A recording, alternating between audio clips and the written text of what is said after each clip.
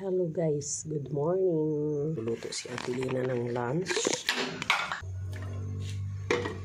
Ito ay okra.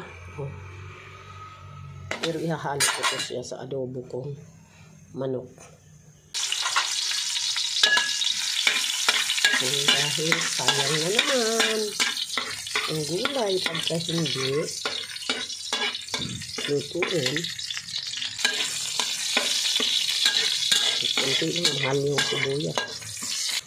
Adobong okra with adobong manok. Dito lang ay nakakita ng guys. Ayan guys, tangkot ka muna natin mabuti para kasi hindi tayo nabibitsin. Talaga wala tayong mga magic sarap o ano, hindi natin lalagyan yung ating magic sarap at saka bitsin pagka may okasyon lang. Ayan, nilagyan ko na yun. Ito ang ilalagay natin. At yan, paminta at saka laurel. Ayan guys,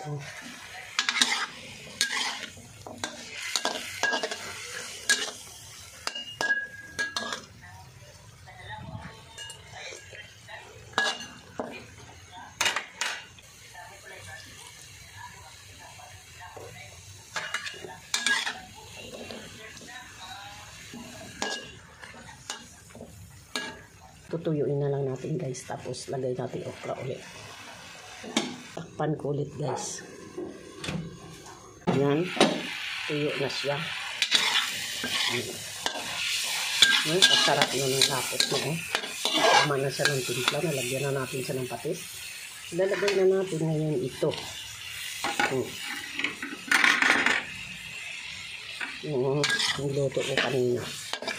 Kasi hindi pwedeng malusak yan at magtutubig.